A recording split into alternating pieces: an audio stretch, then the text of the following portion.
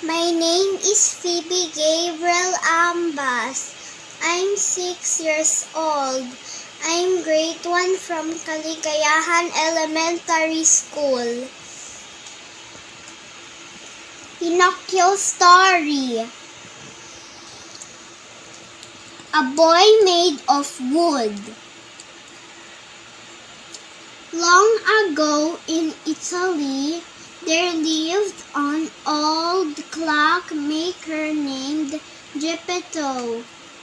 Tick, tick, tock, went all the clocks in his shop. When he worked, Geppetto felt happy. But when he rested, a sad feeling came over him.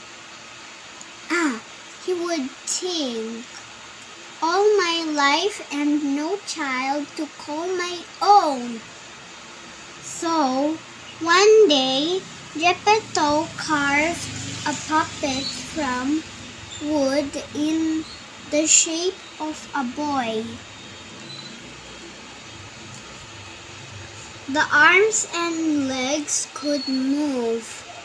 He cut and sewed a nice outfit for the puppet, as if it were a real boy. I will call you Pinocchio, said Geppetto. That night, Geppetto laid the wooden puppet down onto the bed.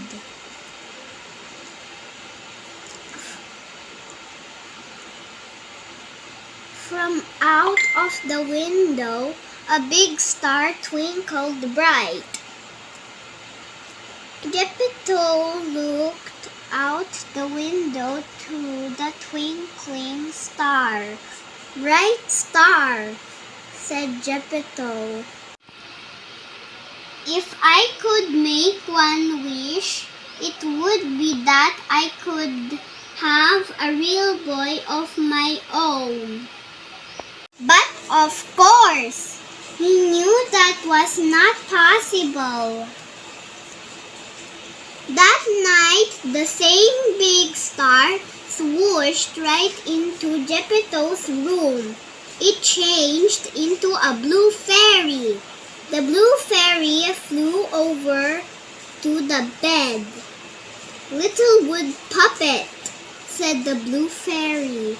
In the morning, you will be able to walk and talk like a real boy.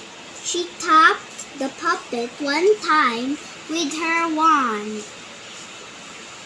And if you can prove that you are brave and true, someday you will be a real boy. Pinocchio's eyes opened. One more thing, said the blue fairy suddenly. A cricket appeared. He was dressed mighty fine and could talk. Meet the cricket, said the blue fairy. He will stay with you to help you make wise choices.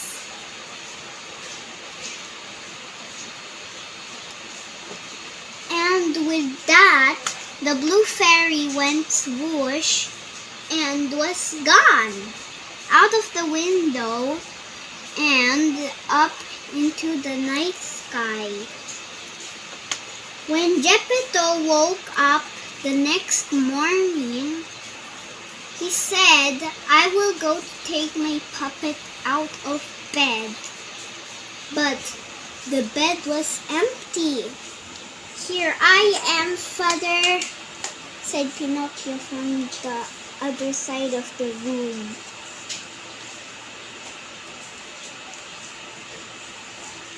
Geppetto swung around. What? You can talk? Yep. I am Pinocchio, your boy. How can this be? Said Geppetto in a shock. Then he said, but who cares? He rushed over and slapped the wooden puppet into his arms. "Pinocchio, my son," he said in great happiness. Off to school.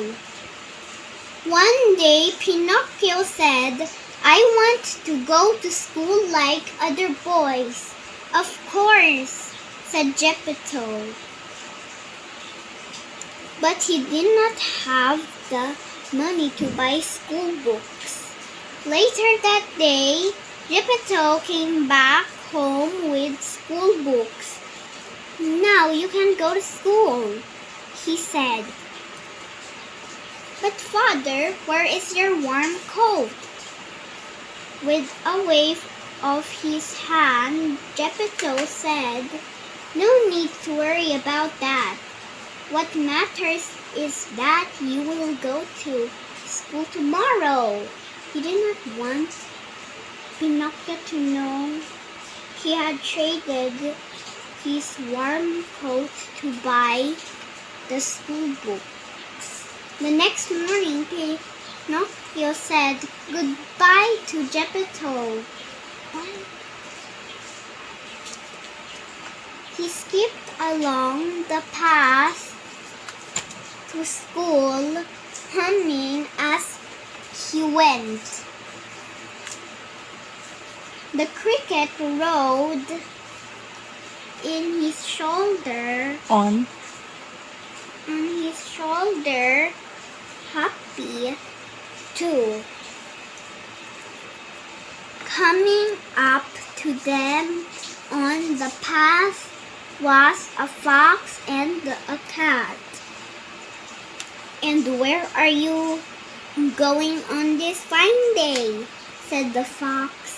"I am going to school," said Pinocchio.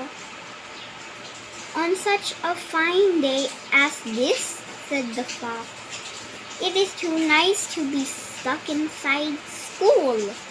You should come with us to the fair." "Listen to me," said the fox. He put his arms around Pinocchio's shoulder.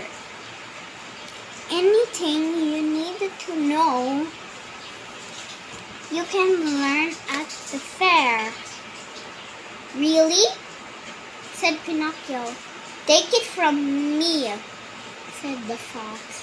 "Pinocchio," the cricket, "does not know what he is talking about." The fox covered the cricket with his hat.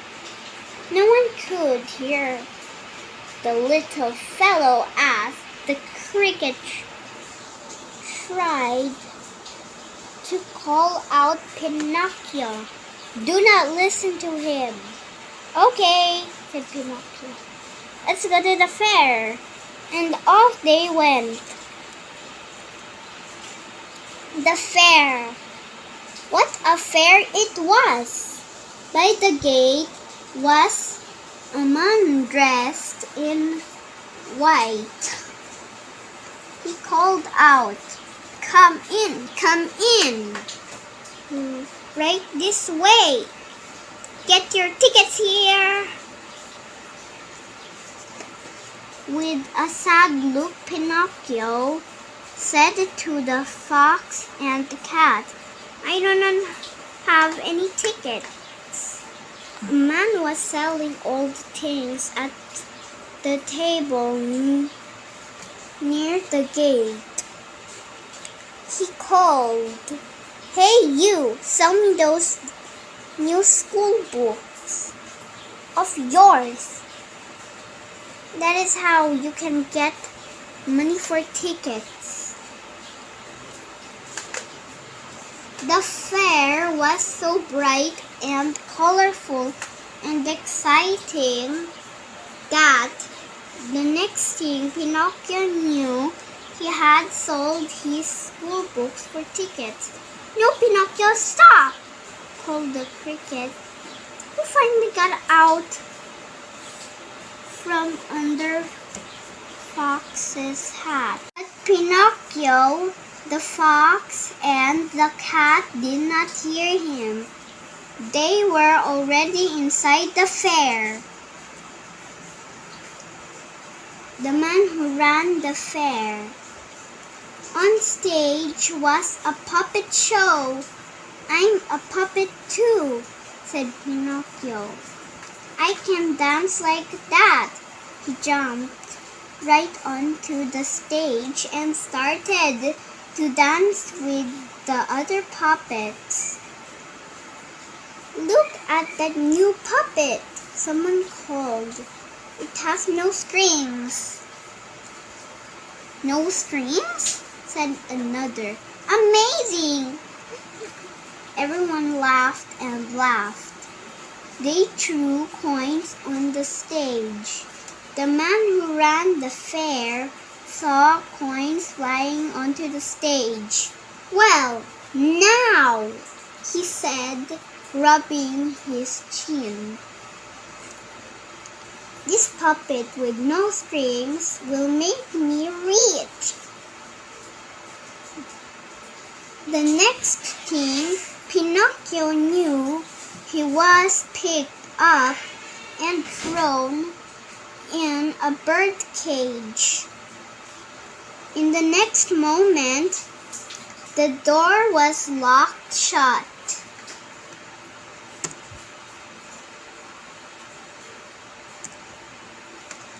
The nose grows. All of a sudden, poof! There was the blue fairy. Please, said Pinocchio, can you help me? Tell something first, said the blue fairy.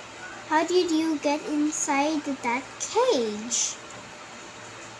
Tell her what happened, said the cricket. Could you really tell the blue fairy what happened? What had happened? What would she think of him? I was robbed, said Pinocchio. Is that right?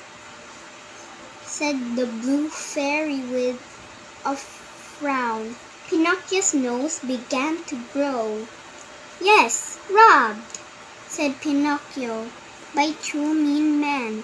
No, four. The nose grew more.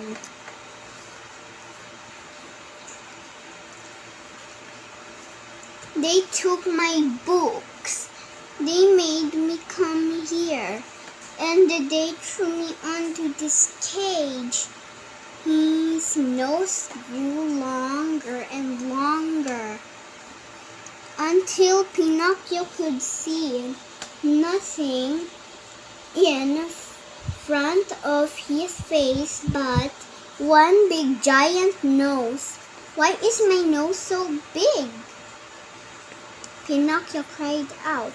Pinocchio, said the blue fairy in a stern voice. You must know what the truth really is. Sa mga magulang na gustong isali ang mga anak upang mas lalo silang magiging mahusay, mangyari po lamang makipag-ugnayan sa mga admin. I-search lang sa Facebook ang IVFC Early Learners Info page.